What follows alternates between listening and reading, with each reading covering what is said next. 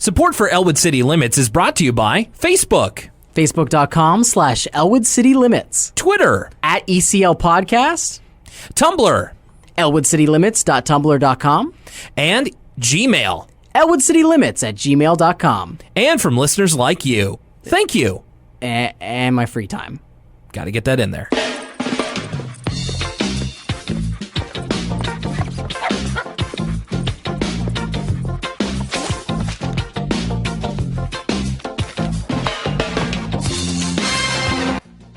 Well, I'm no longer a Canadian citizen. I've packed my bags.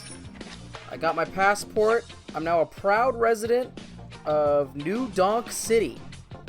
Oh, you had me worried there for a second. But you know what? I took a little visit to that realm of the galaxy recently, and it was quite the sight to see. So you've been spending your time playing Super Mario Odyssey, I understand. I have, and what a time it's been.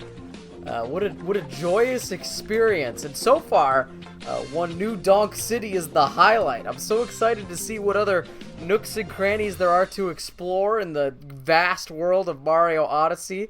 But what a late in the year treat it has been. I only got to play about maybe about an hour and a half of it recently. It's a friend of mine who has recently got the Nintendo Switch, and it took forever to download Mario Odyssey. But man, you're right. It was a lot of fun, and I did not get to sink my teeth into New Donk City. The case for me getting a Nintendo Switch, it continues to grow larger and larger. No, it's been a great year. Splatoon 2. I was playing Sonic Mania. It's a fun time. Though I'll say this about Mario Odyssey. It does ask some pretty. We like to get a little metaphysical about things that maybe don't deserve it here on Elwood City Limits, the episodic Arthur podcast. Sometimes we go on a deep dive when the water actually is shallow. But Mario Odyssey, there are some strange metaphysical questions you could ask about the morality at play with Mario possessing these creatures. When Mario's there, where does the creature go? All that kind of stuff. But I guess maybe the less time you spend thinking about it, the better. But then you get to possess a T-Rex, and all the questions seem to just go out. Exactly, they fade away. The frog's got a mustache. Yeah, that's right. It is Elwood City Limits, as my co-host Lucas Mancini was so good to introduce, and my name is Will Young. Hello, and thank you for joining us, Lucas.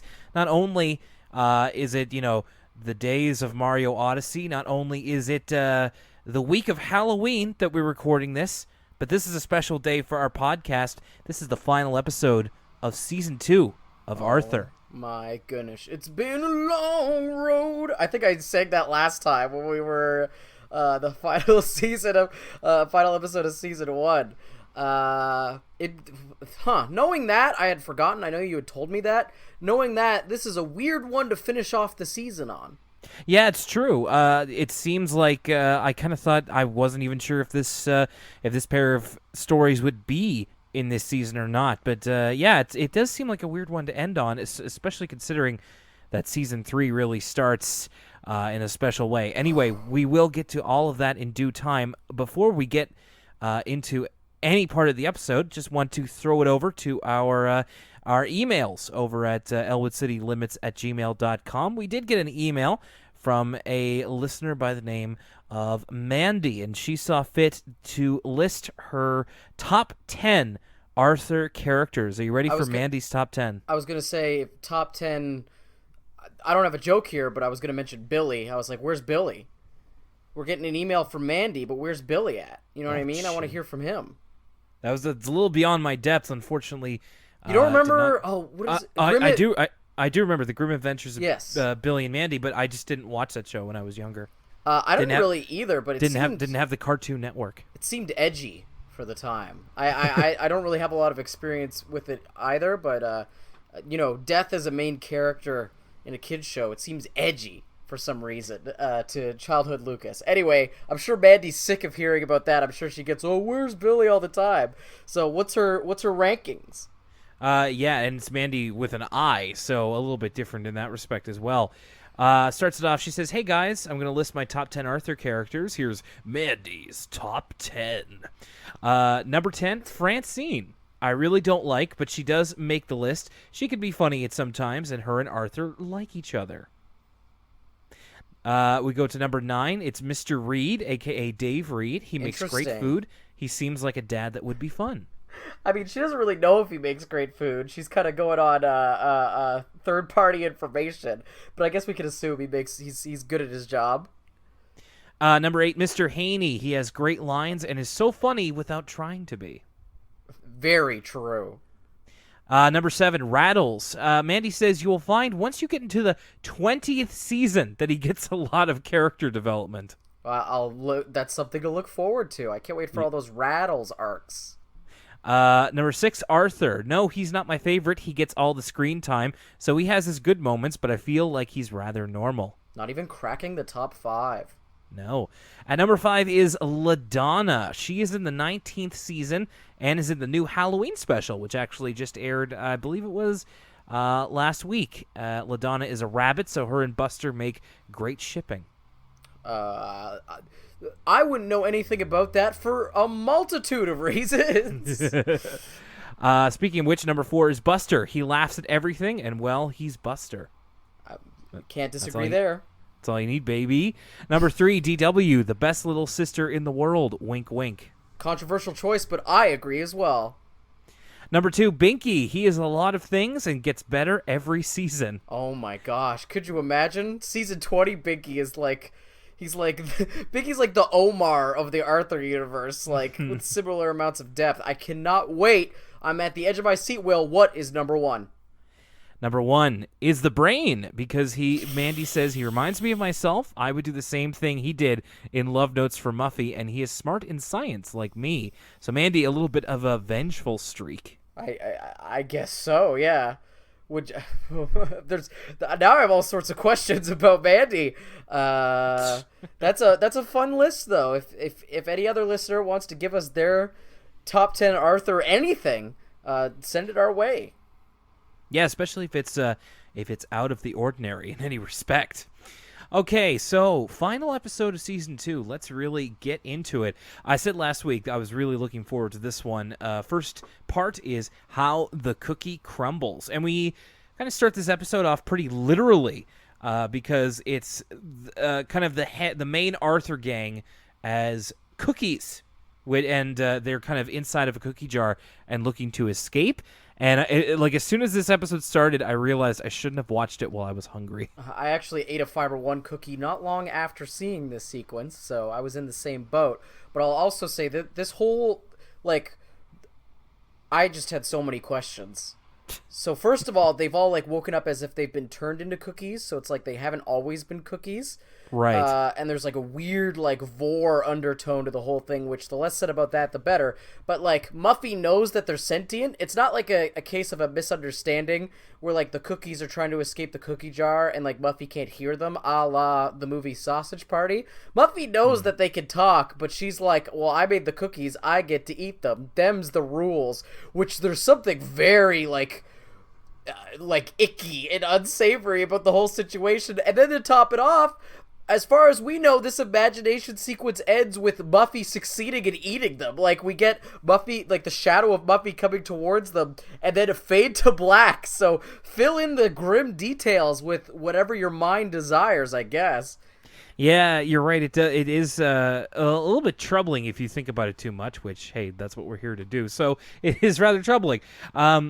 A couple of details from this whole scene. I mean, you pretty much outlined it right there. But a couple of details that I noticed was, Binky kind of licks himself and says, "I'm a cookie," and Francine says, "I've always wanted to be a cookie." You ever get that desire to be a cookie? Food? To be a food? Not a cookie per se, but No, I think those banana costumes are pretty funny. Yeah, but I can see myself rocking one of those. Speaking of which, banana, that's foreshadowing to come on later in this episode, I guess.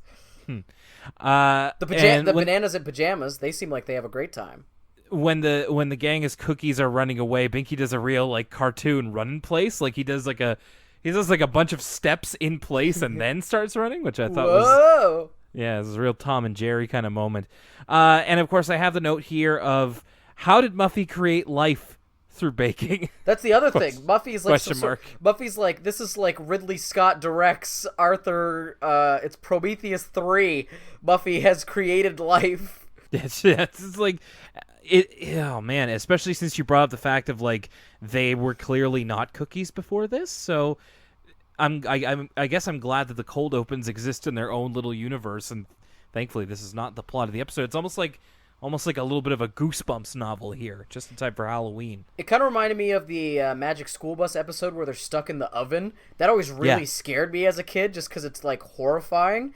So I had, even though they were just in the cookie jar and not an oven, it gave me the same heebie-jeebies. Just to make your day complete, you might get baked into a pie on Magic School Bus. Oh my. So the actual episode has to do with the Elwood City Strawberry Festival, which number 9 top Arthur character Dave Reed is preparing a little something for.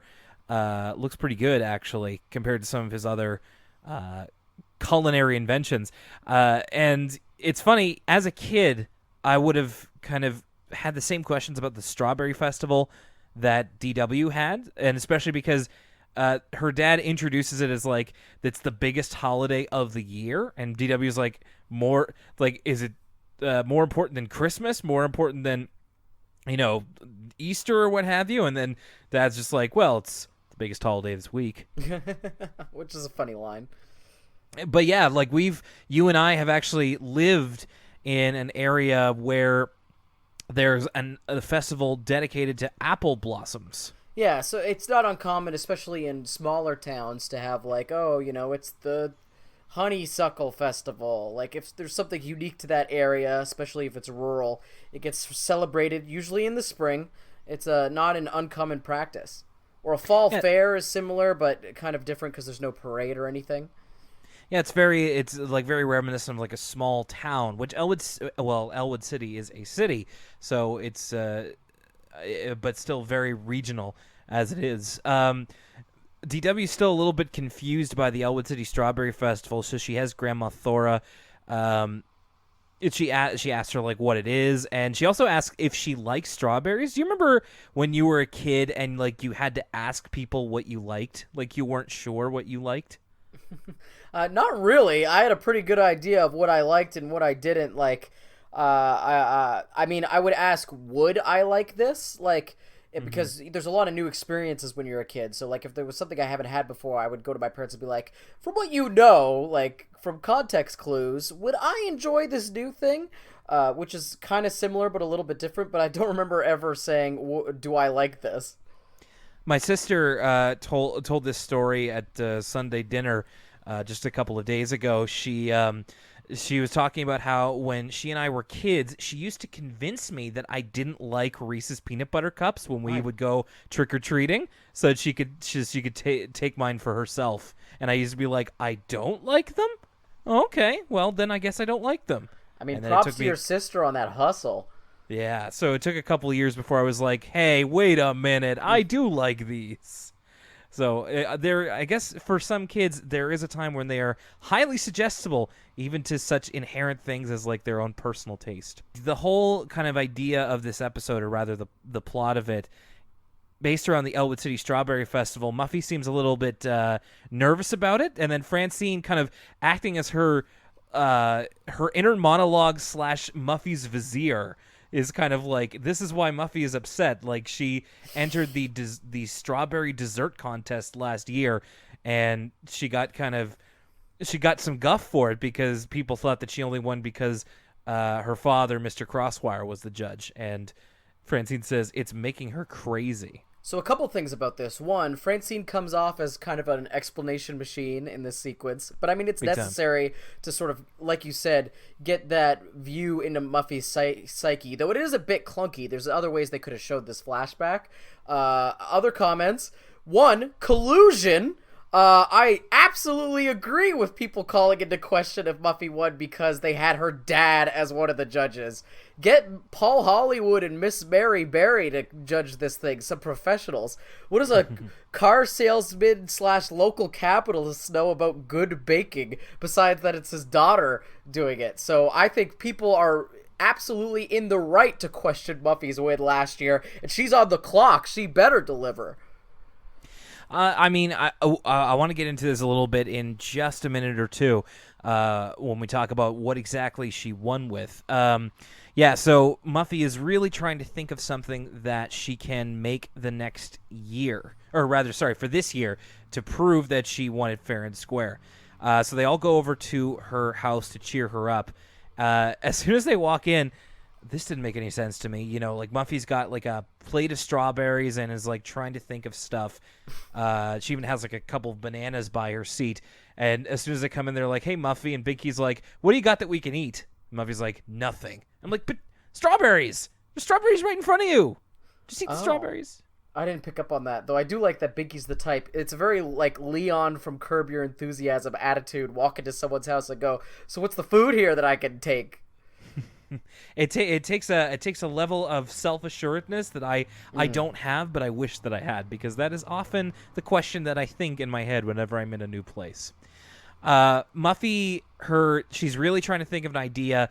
One that comes right off the dome is strawberry meatloaf, which everybody thinks is disgusting, and I have to agree. That doesn't sound very good at all. She explains that her winning recipe last year was strawberry cookies, and that raised a question for me. How is it that just a simple strawberry butter, like she said, it's like butter cookies with strawberries in them, like that's so simple, and nobody thought of anything better than that? Well, doesn't she say butter cookies with a strawberry in them? Yeah, I think she does. And now this is where, though I have been watching a lot of Great British Bake Off lately, as you could tell by my plug for Paul Hollywood and Miss Mary Berry. I don't really understand baking as much as my girlfriend does, so I don't know if you put one strawberry into the mix, will it like sort of congeal and like basically spread to all the cookies or what have you. Again, you could tell by the words I'm using that I'm a little bit out of my depth and out of my element here. But from what I've learned from Great British Bake Off, whenever they have like a theme or something, they basically they stretch it as far as they can, right? So like I was watching an episode where they were making churros, and I'm a big churro fan, and then this one guy was like, "Oh, I'm gonna make a savory churro," and I was like, that's not how that works. So when it comes to baking competitions, I feel like pretty much it's got to have a strawberry in it, and then all bets are off. And that's essentially how Muffy won last year. For what it's worth, I mean, I know that there is plenty of evidence that, you know, the fix was in for Muffy's baking the year before, but I'm taking a look at the other entries that she was up against the previous year, just in this like freeze frame of the show, and the three that kind of were in the finals against Muffy are all ice cream based. So I feel like they did like the Three Stooges thing, where they were all trying to get through the door at the same time with their ice cream related strawberry dessert, and then just ended up crowding the plate, if so to speak. It's like volcano science fair syndrome. Yes. Everybody passes in the paper mache volcano, so the one person who doesn't gets extra attention. I'll also say that, like, I would actually, like, if I'm thinking strawberry desserts, ice cream or a strawberry shortcake are the two first ones I think of. I don't think I've ever heard of nor seen a strawberry cookie. I don't even know if that's possible. Yeah, I mean, I would love to try it, but you're right. I other than like artificial strawberry flavoring, which like unless you count a peak freen, which I'm a pretty big fan of. We need to talk about, you know, the main kind of central object of this episode, because everybody kind of starts to build on Muffy's idea of strawberry cookies and everybody adds one ingredient, and it goes down the line. So, hey kids, if you want to make Muffy's cookies at home, here's what you have to put together into a bowl. The measurements I could not tell you. So it's strawberries, of course, and like, you know, everything you need to make a butter cookie. Bananas, which is explicitly Binky's idea. So at first she puts in one banana. Yeah. Someone puts in 1 banana, and then Big Key puts in like 3 bananas. He says bananas, bananas, and more bananas. Yeah. He's just like banana, more banana, banana again. He's like the DJ Khaled of bananas. Another one. Yeah. So it's several bananas, like a handful of peanuts, a handful of chocolate chips. Brain just slides in peach slices and oatmeal. Right, and everybody else, besides Biggie with the bananas, like, people have been putting in handfuls, like, reasonable amounts. Brain pours in a whole bowl of oatmeal and a whole bowl of peach slices. It's a lot. Like, I feel like at this point they're more peach cookies than it's more peach featuring strawberries than strawberries featuring peach. It's a lot. And then finally Francine tops it off with a singular raisin. And this is one of the problems I have with this entire episode. And I know it's a cartoon, but what's our job? It's to talk about this cartoon. I do not believe that as a mix, this would hold together if you were to put it in an oven. I do not think you could sort of mold this dough into little cookie balls and then have it be turned into cookies and cook evenly in the oven. I think that with all these chunky elements and all this stuff, I don't think this would turn out well. This is, again, I'm no baking expert, but I think if you were to try and replicate it exactly like they do in the show, it would not turn out well. Mm-hmm. Now, I agree with you, Lucas. I think that whatever product you would get from this, it would be incredibly chunky, and the cookies. We don't really see, because Muffy's chef is the one that prepares it, so he could like blend it some more. But even blended, like, there's a certain amount of flour, and like the whole point of baking is that the stuff has to be soft, but it has to still be binding enough that it sticks together. And I think that there's so many other elements at play here. Even if you were to mash them up into the mix, it just wouldn't bind. Again, this is me making a lot of assumptions here, but from what I know about baking, I just don't think this would work out. And also, what's that raisin gonna do? Come on. Yeah, that's the same thing as, like, does that distribute evenly over the cookies? Like, No! you were kind of wondering about the strawberries? I don't know. By the way, Muffy's chef, who is French? Question mark? Vaguely European, I don't know. Yeah, it's kind of an accent that is a bit hard to place. I wanna lay down a challenge here for Elwood City Limits listeners. I dare you to make these cookies. I dare you. You don't even have to, like, don't even feel like you have to send them to us. Although if you do make them, I would love to taste it. But I want you to make these cookies, or try your best at making this Muffy's Scrumptious Smackaroodles, and then tell us how it went. And send us some pictures too. Like, just document the whole thing, and we'll talk about it. Her chef does end up making the cookies, and Muffy immediately is just like, "Oh, those were just a joke. Throw them out." But before she does, she takes a bite of one, and apparently they're so good that she stops him. And we cut now to the Strawberry Festival, which I noted had a bit of stock footage. Did you notice that? No. There's a couple of shots in there that were used in a previous episode. I forget which one. Actually, I believe... Hang on. I think the YouTube video that I'm on for this right now. Yeah, they recycled the parade scene from My Club Rules, which was the one where they were building the parade float. This is Arthur Michael Baying it. Hey, you gotta make that's where... I'll say this, and I probably said this in that other episode. Cartoons always make parades seem so much more elaborate than they end up being. Like, unless you're something huge, like the May Day parade, or like one of those giant, like, New York parades, it's gonna be like a bunch of like businesses' cars with maybe like someone waving out the window. It's like, people don't build, small businesses do not have the funds to build these giant like mechanical, very involved floats. Jack's Joke Shop is not going to have like this, Pirates of the Caribbean style mechanical snake. It's just not feasible. Certainly not. And, as someone who's been in several parades, it takes a lot to even get like a basic a basic float going. So, you really have to go above and beyond. And these are like Disney parade levels at points. And it is usually more like the float that Dave Reed is in. He's like dressed, he has like a strawberry hat, and he's just like waving to the crowd. And I like how Mom and Grandma Thora kind of snicker a little bit at him, because it does look pretty ridiculous. The gang of this episode, minus Muffy, they kind of find themselves at the strawberry contest, and Muffy wins again for a second consecutive year with her creation, Muffy's Scrumptious Smackaroodles. So, it's a little bit of an ungainly name, but hey, she was the one who marketed it, so she can do whatever she wants. I will say here, this is where I noted that I really like the transition between scenes in this episode. It's like a bunch of falling strawberries with like the like the sound effect, like they're being dumped out of a bucket or something. It's just I don't know. Strawberries are great, and I like being reminded of strawberries. I wrote that down too. I like it when they do those little custom transitions. Mm-hmm. The next day, Muffy's recipe is published in the newspaper, and yeah.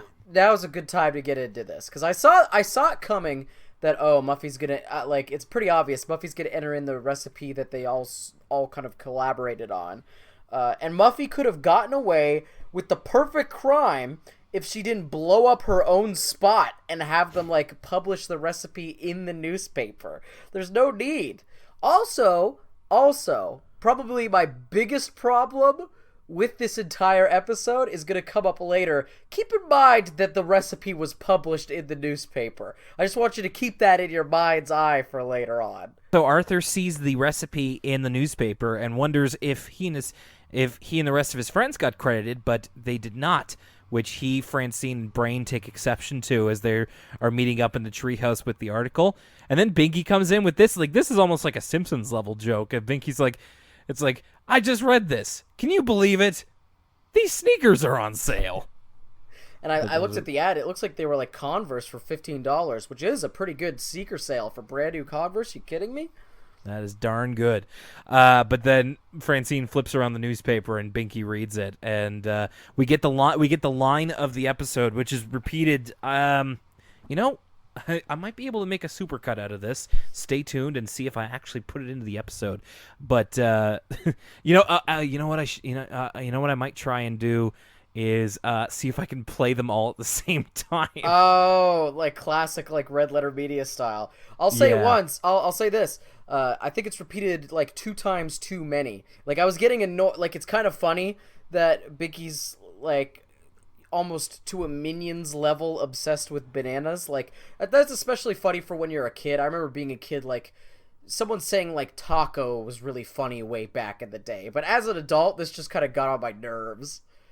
It wears out his welcome a little bit. It's not the funniest thing in the world, but it's at least I think more than the line itself, I just love how obsessed with his own, how forest for the trees Binky is. I was getting very nervous when Binky was kind of reacting to the newspaper thing, because he's standing on the ladder of the treehouse to come in, and then he's not holding on to anything while he's reading the newspaper, and I'm like, dude, if a stiff breeze comes by, you're gonna take a huge back bump off that tree. And I was just like, please just hold on to something. I didn't notice that at all. That's hilarious. Oh man, I guess it's my inner parent just being like, please stop, just hold on to something.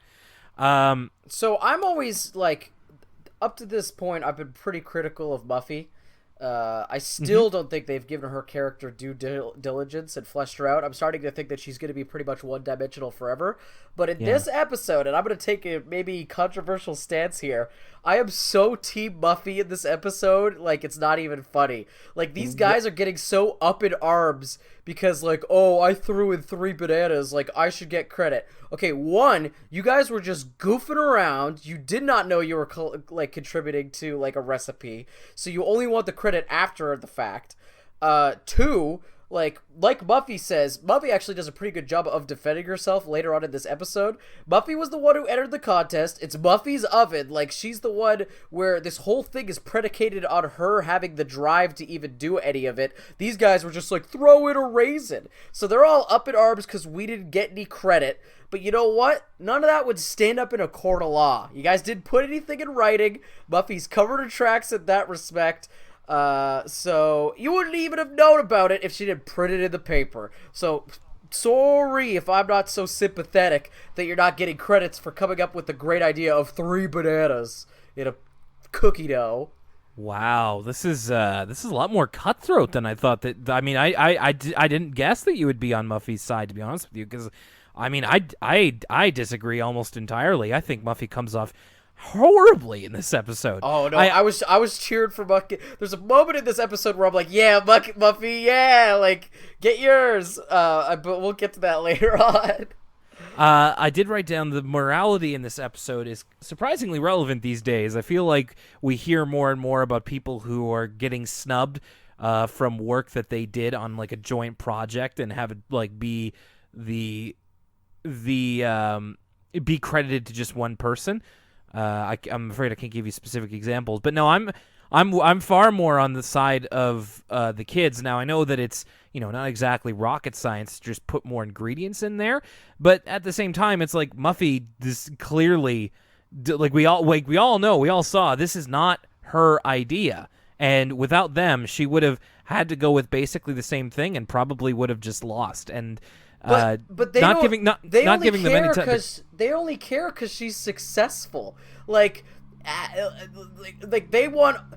Like, they didn't care about this competition whatsoever. Like, Muffy's the only one who's ever cared. If they did, they would have entered something themselves. They only care because their, like, funny little joke where they're, like, throwing stuff in a pot just happened to yield results. Had this been a colossal failure, I don't think they'd be, like, grasping for credit. So I see the gang as a bunch of opportunists who are like, oh, one time I was in the lobby of a hotel and I came up with the idea for Seinfeld and, Larry David overheard me and he stole my idea and I should get all the credits. Listen, if you don't put that extra work into place to sell your idea, and listen, a lot of people have come up with things and then not patented them. And then they end up getting patented, and so they don't get any of the credit. It's up to you to go out and make sure that your tracks are covered legally, so you're not left in this situation like these kids are left in. They're learning about the harsh realities of life early. I mean, you're very fired up about this issue, I can tell, and you're making some fine points. I must concede to that. Although I will say that in the hypothetical situation you put out there is that, like, well, it's their word against Larry David's, but in this case it's like we know that they were an integral part of creating this thing, and it's of a much different idea than it's like there's not really money on the line. It's just simply being credited for what they did. Well, money does end up getting on the line later on, but we'll get to that. I suppose that's true. Anyway, I think it's more of like a, not being entirely truthful kind of thing. They're more upset that they weren't included as part of the process rather than getting any kind of remuneration for it, which when you're an adult enters into it a bit more. But like you said, that may not be true going on later. Yeah. So the whole thing is that Muffy is kind of putting forth that this was her idea and her idea alone. In fact, they confront her at a photo shoot, and they are shooting a picture for the cover of The Bag, which is a cookie bag that Muffy's going to sell at the Sugar Bowl. And Binky's like, she's going to make money off of us? and so we sort of get this, like, imagination sequence of, like, Muffy becomes, I think it's in Binky's words, more famous than a donut, and, like, the cookies are so good, they are the most successful product on the planet.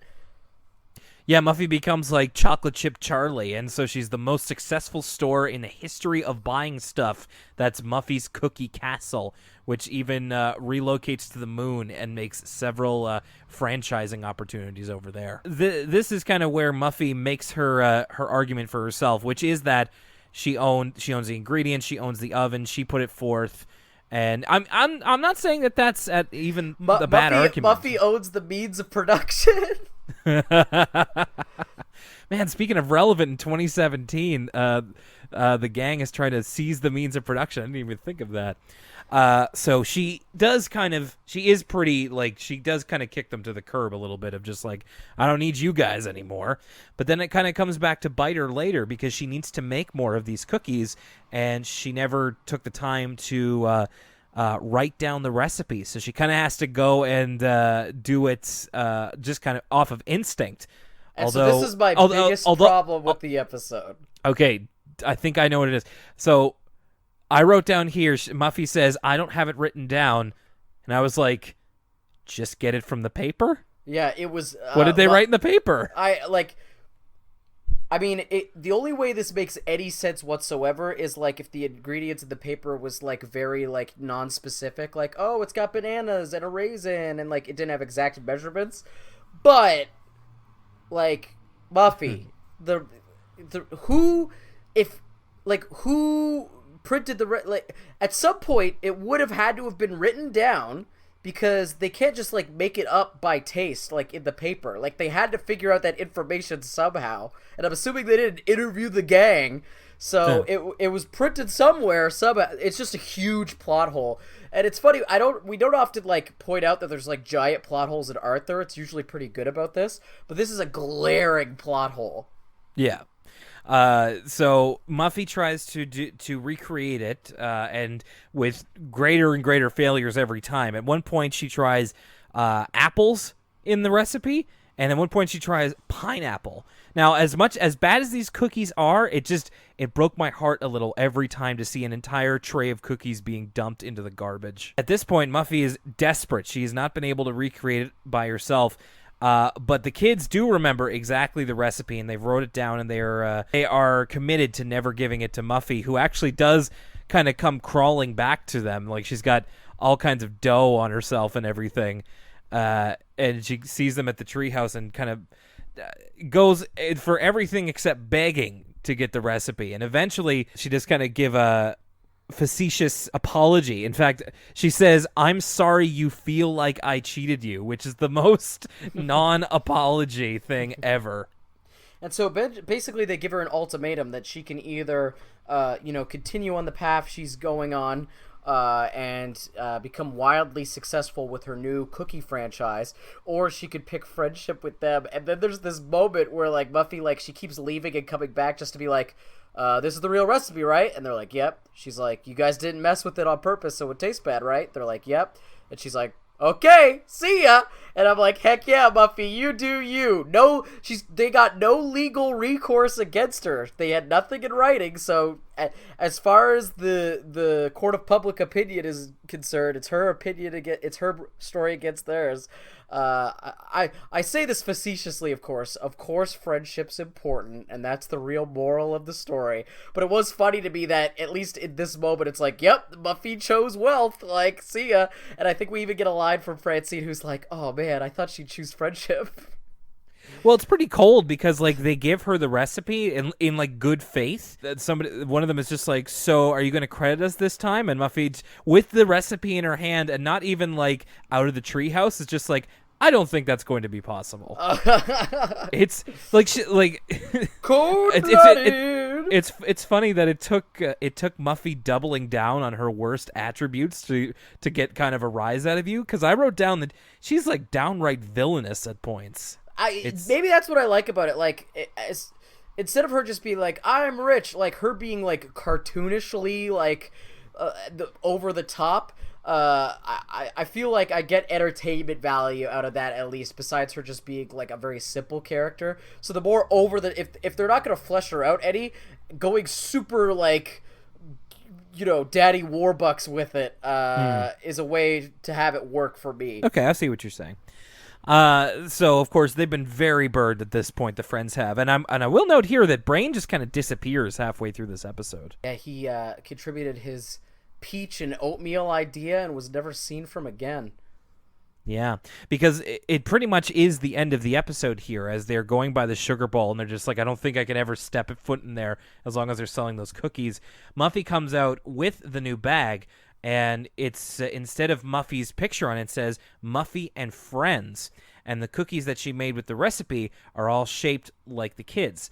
In fact, the way that these cookies are drawn, like they're a little bit different than they were in the opening. To me, they almost look like chicken fingers. Like those grocery store chicken fingers, like the chicken tenders. Do you know what I just realized? This moment's supposed to be like the kid show moral of like, oh, she picked friendship after all. All the kids are happy. They're getting proper credit.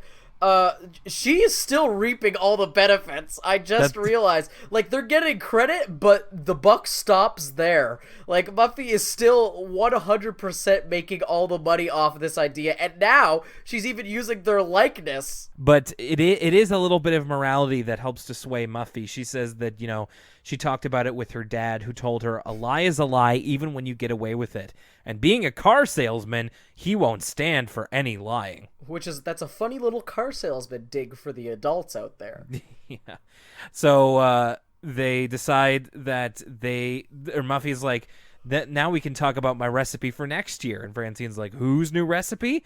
And it's like our new recipe. So, you're right in that Muffy is still going to make that money off of the cookies. But she's kind of halfway learned her lesson. So I guess it's all good.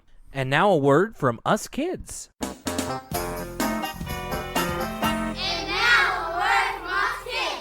This was another one that I forgot, I'd forgotten about, and then as soon as we got into it, I was like, oh, right, it's this one.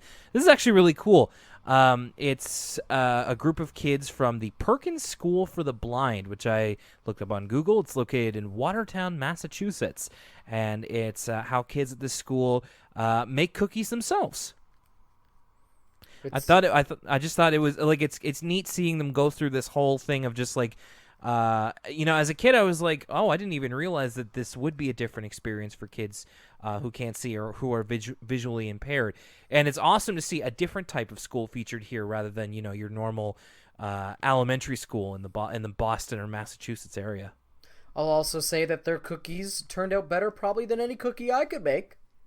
That's right. Yeah, I've made cookies myself, and they did not look nearly as good as this. And again, I was watching this on an empty stomach. Man, I want cookies. Anyway, great little aside here, and I thought that it was just really cool to see something a little bit different in this segment. I tend to agree. I think it was just nice. It gives you. It's one of those words from us kids. Just gives you a good feeling. That's right, and that's about the best that we can expect from these little interludes. And now back to Arthur. Okay, so let's get to it. It's the final story of Season 2. This one is Sue Ellen's little sister. Unlike the title of the episode, it actually starts with Arthur giving us the cold open once again. Arthur's talking about what it might be like if he were an only child, because he's having a whole brownie to himself in the kitchen. It's a nice, not just like a, 2-bite brownie or something. This is a real manhandler. But DW distracts him with what I thought was actually a pretty... she really committed to the lie here. She says, it's like, Arthur, there's a parade outside. And it's like, but it's raining. It's like, because it's a rain parade. The marching band is wearing raincoats and all this kind of stuff. You've got to see it now. And she really commits to it all just to get one bite of Arthur's brownie, not even the whole thing. The whole idea is that Arthur wants to imagine what life would be like as an only child. So if he were just by himself, he could use DW and Kate's room as a study. It's just like this really almost Beauty and the Beast style library. And however, he does get rid of what was the name of it? DW used it in a previous episode, Princess Sneezin' Wet. That's the name of it. And it's just like it's just dripping from the diaper, and I thought that was kind of gross. I could have done without that. Arthur gets 3 stockings at Christmas, which is funny because it's like Arthur, DW crossed out Arthur, Kate crossed out Arthur. See, that's what's weird about this is he's not just imagining himself as an only child. In this imagination sequence, like DW and Kate had existed, they're just not around anymore, which is a little bit dark to think about. Like DW crossed out is a real like baby shoes never worn kind of. There's an undercurrent of darkness to that imagery. Same with the doll is in the study, so that doll, someone owned it.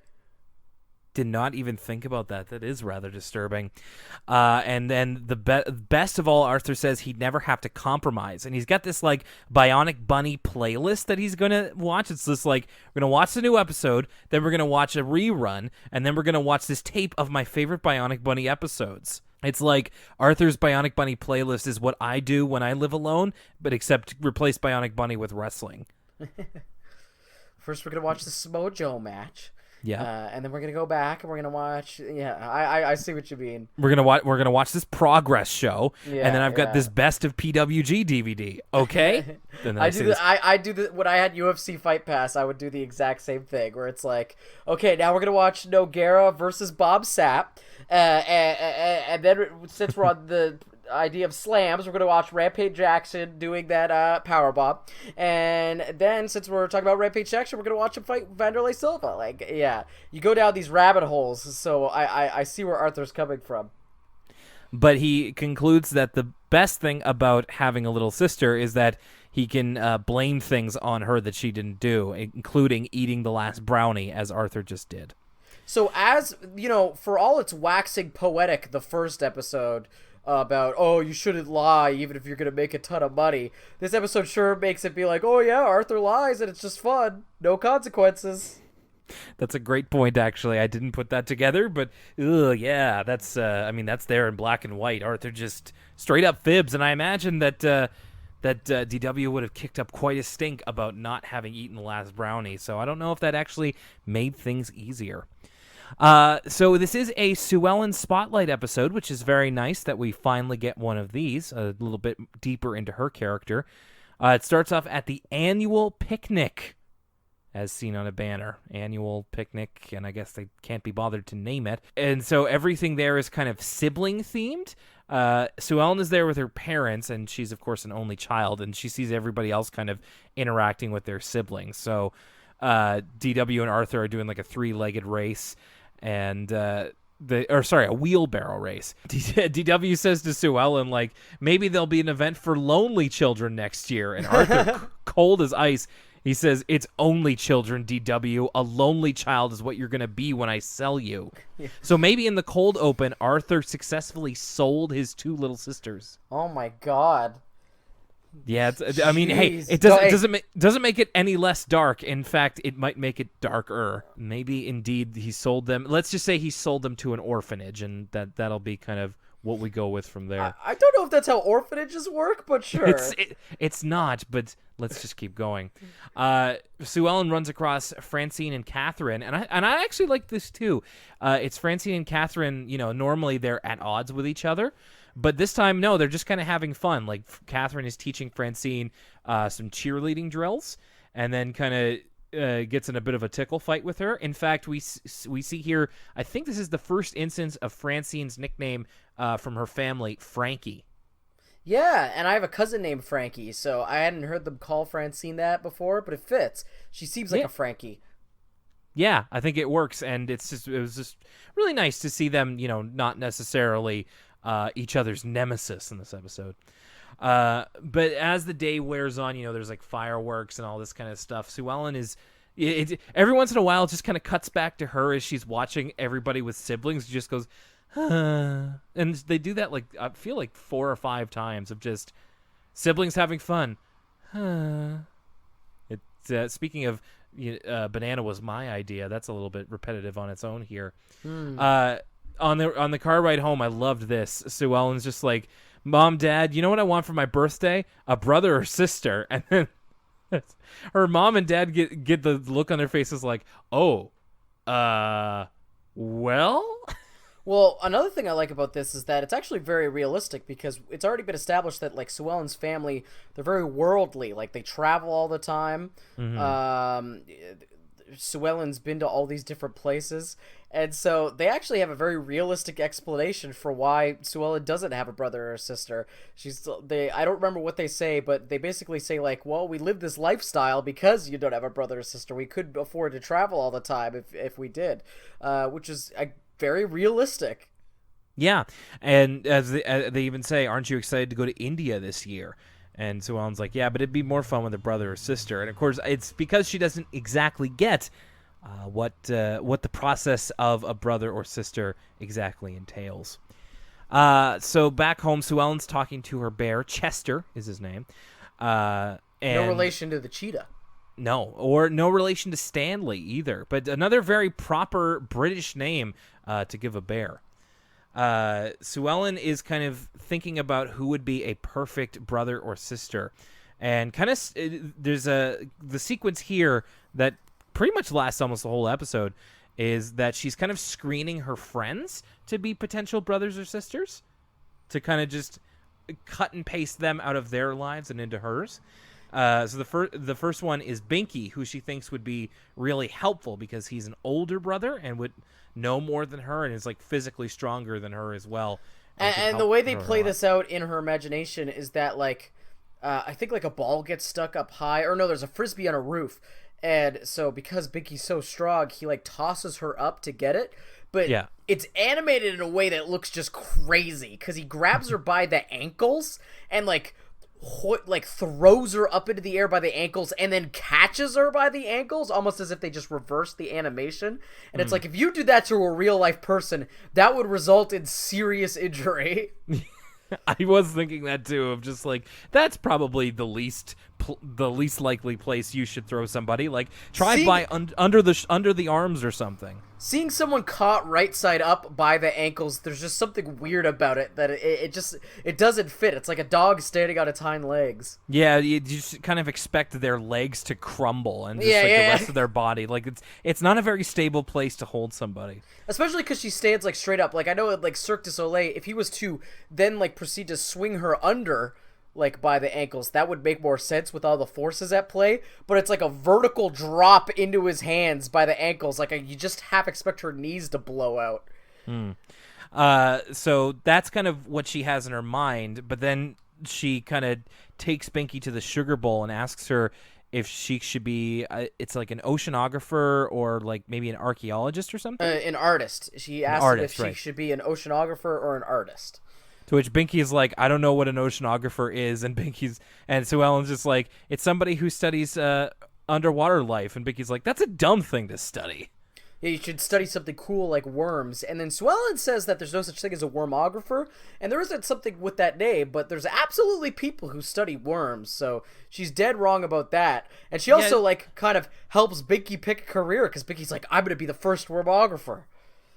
Yeah, isn't Matthew Broderick in the 1998 Godzilla film, doesn't he study worms? See, I was thinking that's actually Jeez, I'm surprised you remembered anything about that movie, but I think that's true.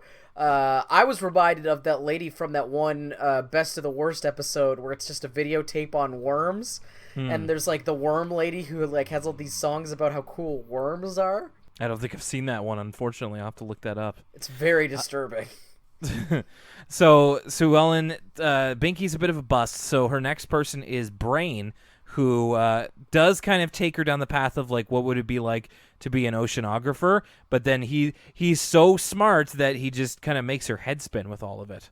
This one's weird because it's like, I mean, they're kids, so that they're kids, but looking at this as an adult, like, the stuff he's saying's not too crazy. Like, if she was to go to school for either art or oceanography, she would have to learn all the things Brain is talking about. Specifically the art one. Like, when he's like, okay, let's, like, go into some art history. You want to be an artist? Like, she's like, oh, wow, this is, like, so complicated. And I get it because they're kids and Brain's maybe at a higher reading level. But, like, if you want to actually have these careers, buckle up, because this is what you're in store for if you're going to college for this stuff. That's right. Maybe she just hadn't thought about it the whole way through, which in its own way is a little bit helpful, but also probably very overwhelming. her next idea is Arthur, who she thinks would be a good brother because he already has a little. He already has two sisters. But this is great. It's like Binky and Brain I love this. Binky and Brain kind of get their own segments of like, why they wouldn't exactly work as Sue Ellen's sibling. With her, it's just a simple cut to Arthur with a bunch of cards, like trading cards at his kitchen table, and Sue Ellen's sitting there looking tired, and Arthur just says, "Want to look at my Space Wars cards again?" And Sue Ellen she pretends to snore like right in his face. It's so rude, but it's hilarious. I just love the idea of like, Binky doesn't really get Sue Ellen. They don't share a lot of interests, and Braid's like kind of overwhelming with his intelligence. Arthur's negative quality is that he's like a man-child. He's like, hey, you want to look at my action figures? Like, she just can't relate to him at all because he's like super lame. Like, oh, you want to look at my Space Award cards? Like, for a kid, that's probably how I was like as a kid. Like, if a girl was like, hey, I want you to be my big brother, I'd be like, yeah, you want to check out these Pokemon cards again? Right. But like now, like just thinking about like, if this was an episode about Sue Ellen looking for a potential partner, like in dating, the idea of like going on a date with Arthur and he's like, you want to look at my Space War cards, is just really funny to me. Like Arthur being this like man-child. Well, I mean, to be fair, he is a child. He is a child, so that's what makes very it work. childish in a way that she's not into. And yeah, it really is like the equivalent of just like, hey, do you want to look at my Yu-Gi-Oh holographics? Ooh. This is first edition, Oh, see that's enough for Lucas, but not enough for Sue Ellen. And anyway, I just thought that was a really funny way to go about it. So she decides maybe having a brother isn't a great idea, but maybe having a sister is the way to go. And in the last episode, in the last story, we got a little bit of more a negligible amount of development for Muffy. We get a little bit more here of another less than favorite character, Prunella. A little peek into her home life with her sister Rubella. Oh, man. I mean, what's there to say? Like, I'm just so not into Prunella and Rubella. And it's not even their fault. Like, this whole sequence works, and it's actually pretty funny, like, in the context of the episode. But, like, my personality is just, like, even as a kid, like, I would be so not into this. It's not even funny. Like, this is just, like, the antithesis of, like, what I'm into as a person. Right, because as soon as she goes over to Prunella's place, like she's immediately kind of spirited into this situation where Rubella is pretending to be a sorcerer, Arcana Mistress of the Dusk. So she takes their hair scrunchies, quote unquote magic on them, in the sense of that she just kind of cuts them and then puts them back together. This actually made me wonder. So we've established that Francine's sister Catherine is like in high school, and I'm not certain. I am curious of the age of Rubella. I don't know how old she is now. I could see her being in high school or maybe even like early university. I asked this because I just wonder if she's in high school. I wonder if Rubella and Catherine go to the same school. I think so. They seem like they're in the same age range to me. I bet they don't hang out in similar circles, though. Probably not. So she makes this hair scrunchie, and then Rubella is called away and commands them to remain still until she comes back and says, Leany, Tahini, Potato, Knish, you will do exactly as I wish. That's my favorite part of this whole thing. The wordplay is actually pretty on point, especially if you just came up with that on the spot. It's actually like Leany, Patini, Potato, Knish, da da da da da da da. Like you could. That's the start of a good 16 right there. Yeah, it's a little Schlemiel Schlemazel Hassenpfeffer Incorporated. And so they try and be still for a while. Prunella's taking it very seriously, and then of course Sue Ellen definitely isn't. But as soon as they start moving again, they realize that they're going to get egg salad sandwiches for lunch. And I wrote down here, like, her mother comes up and says, ready for lunch, kids? Egg salad's on the table. And I wrote, egg salad for lunch? This family sucks. What are you talking about? Nothing wrong with an egg salad sandwich. But at least Prunella is like, Sue Ellen's just like, I told you there was no curse if we started moving. And Prunella's like, what do you mean? I hate egg salad. So at least there's that. I'm sorry, dude. I'm not an egg salad fan. I like eggs. but I don't like egg salad. I'll listen. If someone was to, I would be very excited if someone was to prepare me an egg salad sandwich. That would be amongst the highlights of my day. All right, folks. So along with Muffy's cookie recipe, send Lucas your egg salad sandwiches. Sue Ellen's next thing is that maybe a sister her own age won't work, but maybe a younger sister will. So she goes back to Arthur's place, who's actually very excited to see her. We get another reference here to Fish Finder 6 with improved graphics. Wait, but before Fish Finder 6 was like a Tiger Electronics standalone handheld game, it now seems that there's like Arthur has the home version of Fish Finder 6 with improved graphics because it's a Super Nintendo game now. Yeah, it must be like multi-platform, is my guess. And he had to buy both. I mean, hey, maybe the handheld port is dramatically different than it's like Aladdin on the Super Nintendo versus Aladdin on the Sega Genesis. It's just they're like utterly different games from the ground up. Sue Ellen's come over to Arthur's place to look after DW to get some experience in being a big sister. And again, she kind of has a very rose-tinted glasses way of what she thinks it's going to be like. Like, she's going to make her a paper swan, and DW's going to be like, you're the best sister in the whole world. I loved this so much because it's like one of those things where like I could see where it was going a mile away, and it exceeded my expectations.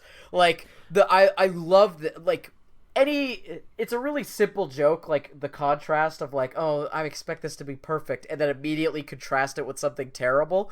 But like the way DW, the real DW, is introduced in this scene is hilarious.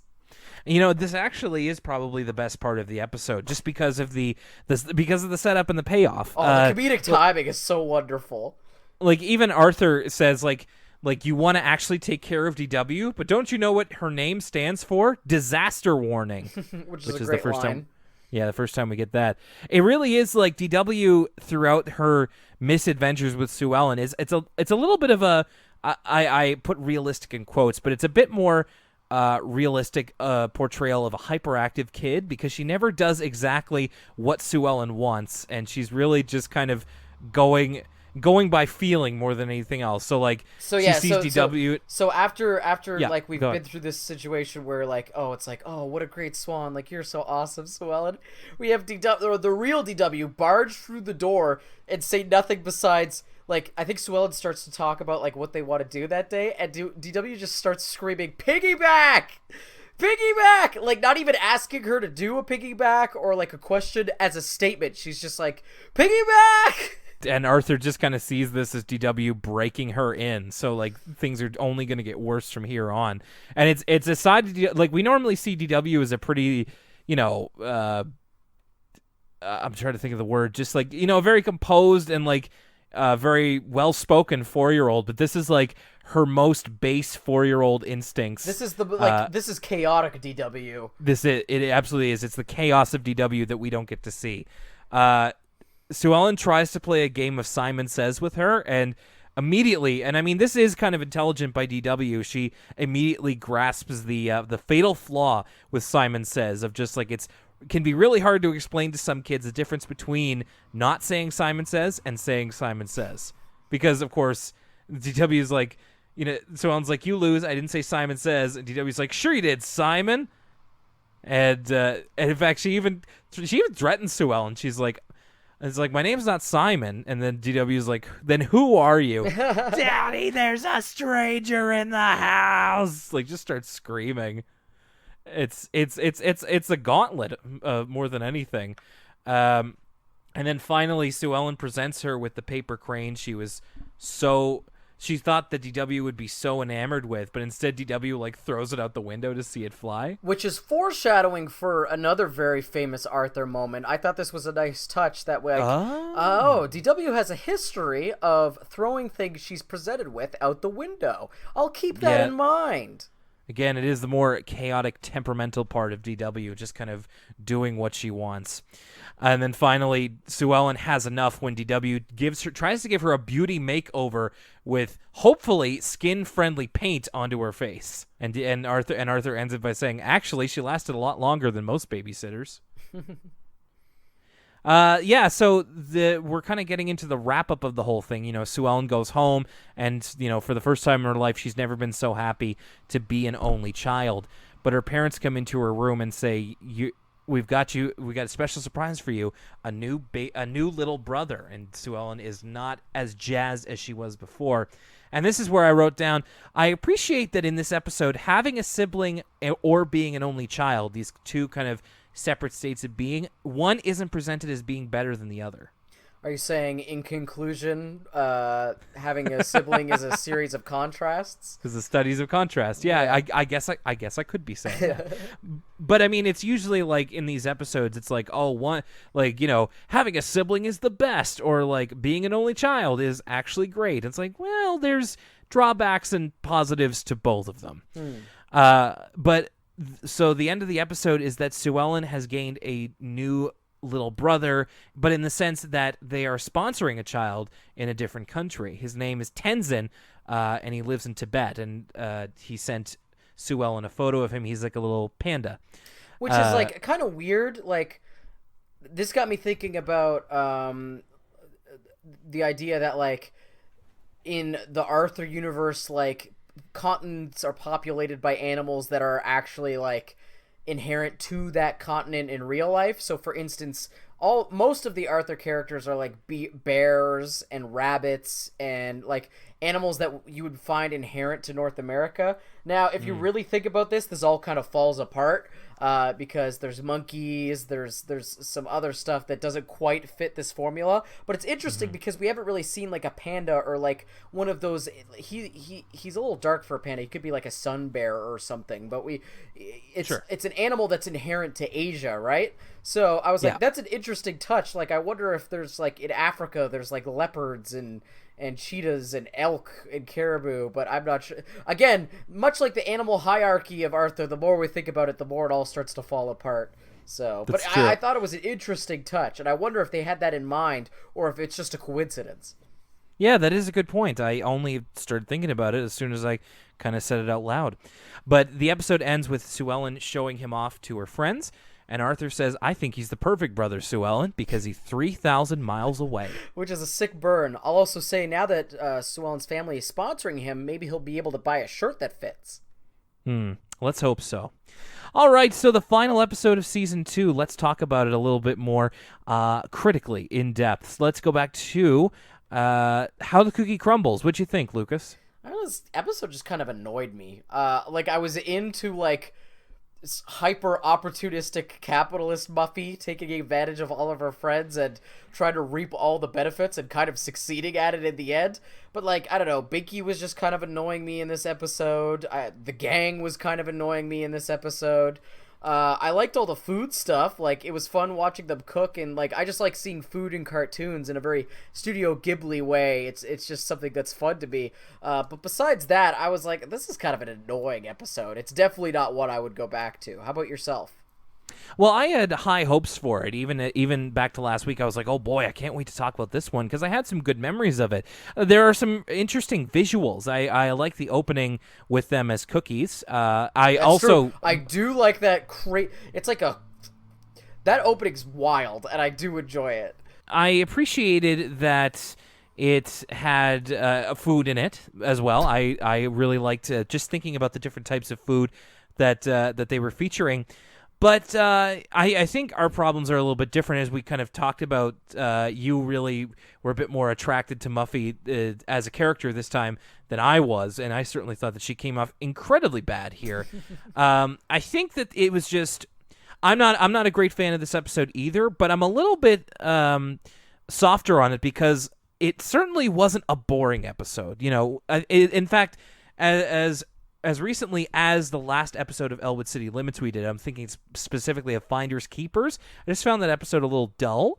This one, it wasn't dull. It just kind of the mistakes it made were a bit more flagrant. Like you said, Binky's whole thing kind of got annoying. I felt that Muffy was just at the edge of being totally irredeemable here, even though she did kind of save it at the end. And it was just kind of, like you said yourself, there were just some kind of things. There were like actual honest-to-God plot holes in this episode, which we don't normally get, and we don't normally look for. It just was incredibly obvious. So there's a bit of a strange quality to this that, like, I wouldn't say I'd never watch it again, but it's certainly not standing up to the better episodes of this season either. And then we get to Sue Ellen's little sister, which unfortunately, I mean, I thought it was kind of a little bit more on the side of, it was okay. It was a little boring. I didn't really know what Sue Ellen's end game was. I wrote down of just like, so is she going to try and make somebody, like, forcibly make them her sibling? I mean, I know she was just kind of looking for models of them, but I don't know. I didn't really, nothing really drew me in about this episode. I think it's great that we got one that was focused on Sue Ellen, and we kind of got to delve into her world a little bit more. And I think that the part with DW was absolutely the best part of the episode. But other than that, it's not one that's super, super memorable, which in a sense is almost a little bit of a flag at the end of season 2 to kind of represent what the season was about. Yeah, I will say that this episode's colored a little bit differently now that I know it's the season finale, because if you remember, the end of season 1 had such a like a wrap-up feel, like it's like, oh, like a year in Arthur. It was such a perfect period to that season. This episode doesn't really serve that purpose at all. Both of these episodes are just kind of random episodes. But I do like Sue Ellen. I like the dynamic of her family. I like how she represents. Arthur's so good at representing all kinds of different kind of home lives and different situations. You know, Buster has divorced parents. Francine's family is a low income family, and they live in an apartment. Like, we see all these different kind of home lives, and Sue Ellen, I like spending time with her and her family because she similarly has a different home life. She's an only child. Her family travels all the time. It's a perspective we don't really get to see in a lot of kids' media, and so I always enjoy spending more time with Sue Ellen, and I enjoyed like sort of watching Sue Ellen come to terms with the fact that she's an only child, because it's just an interesting subject. I will say it is a little slow. It's not like a laugh a minute, but I think I was a little bit more entertained by the various situations than you. Like, I liked the imagination of Binky throat chucking her up on that roof. I liked, as much as I dislike Prunella and Rubella, I thought the comedy with, like, Prunella standing there for a full half hour because she believed her sister's lies to be funny. I liked the stuff with Arthur just being, like, totally incompatible and being like, oh, I just want to play my video game. You want to see these trading cards? And, of course, the DW stuff was DW at her, again, most chaotic, which I got a kick of. So I think I had, like you said, it's not like this crazy standalone episode, but in my opinion, it was a pretty consistent episode that I got. It was very even-keeled, which I can't necessarily say for the Cookie episode. So I enjoyed it. Okay, that's a good point. And ladies and gentlemen, and everybody else in between, that's it for Arthur Season 2. And you know something else, Lucas? This is something that I actually, I think I meant to mention at the beginning of the episode. You know what else this episode of Elwood City Limits marks? What? This is our 50th episode. Oh no. What anniversary is that? That's like the silver, the cardboard? I don't know. That's that's crazy. 50? It's time for a mid-podcast crisis, I guess. Yeah, that's right. 50 full Arthur episodes, and of course not counting the ECL extra episodes or the ECL presents episodes or anything in between. 50 episodes of Arthur. I just want to take a second. You know, it snuck up on me too, but as always, we're very appreciative of all of the feedback, of the listenership that we've been provided for the last 50 plus episodes, and we want to say a big thank you. And we really appreciate everybody who's helped us get through 50 episodes, and I look forward to the next 50. Well, I'll say I'm super happy we've made it this far, because there is something I'm very excited about on the horizon. Something I had in mind when we started this podcast. Okay, so before we get into the plans for post-episode 50, I'll just really quick go over our links where you can find us on the internet. Facebook.com/Elwood City Limits. Give us a like over there. Thank you to our most recent like. We are now up to 87. At ECL Podcast on Twitter, ElwoodCityLimits.tumblr.com. Feel free to throw us an ask over there. If you'd like to do something a little bit more long form, ElwoodCityLimits@gmail.com. Thank you to Mandy for your email this week. If you'd like to listen, of course, like you're doing right now, you can find us on the Apple Music Store under podcasts. So feel free to give us a rating and review. You can find all of our back catalog on our website, ElwoodCityLimits.libsyn.com. That's LIBSYN. And you can also find us on the Google Play store under podcasts. Okay, so it's time for us to get into just kind of a season 2 wrap-up. But, of course, we're not going to do that here. This is the end of the episode proper. The next time that we come at you, we're going to be giving you our top 5 Arthur episodes of season 2. So, Lucas, you and I are going to have to have a little bit of a think on this one. I very much have to consider all the possibilities. I think this season's going to be easier than the first season. One, because there's less episodes to pick from. But 2, there's also less episodes that I feel strongly about than last season. So I think this one might be a little bit more of a cakewalk. Yeah, so that is hopefully with everything going according to plan, we'll be able to get you that roundup of season 2 coming out next week. And then later on into November, we're going to be starting it up once again, Arthur season 3. And Lucas, I know that this is exactly what you were talking about because not to spoil our long-form thoughts on Season 2, but I think we were a little bit disappointed with what we came into. But my goodness gracious, we are starting off on one hell of a note with Arthur Season 3 because Buster's back, and we're going to hear the Ballad of Buster Baxter. Oh, man. This is I think for the two of us, this is one of our most anticipated episodes that we may ever do because we have some great memories of this, and I'm super excited to see if this holds up, especially the Ballad of Buster Baxter, which I think is something of a landmark moment for the show. It's certainly Arthur at its most high concept. All right, so that is the plan. And until we talk to you again, whether it's about Arthur Season 2 or the much-anticipated Arthur Season 3, we will see you again here on Elwood City Limits. Don't forget to go through the back catalog. And, we would love to hear your picks for your top 5 Arthur episodes of Season 2. Send it to us through our social media, through email, or wherever you can find us. My name's Will Young. Thank you for 50 great episodes and more of this podcast that I love to do every week with my pal Lucas. Piggyback ride! We'll see you next time. Goodbye, Season 2. Hello, Season 3. And welcome back, Buster Baxter. Buster's back. All right. All right. I said banana. Banana was my idea. Without me, there is no banana.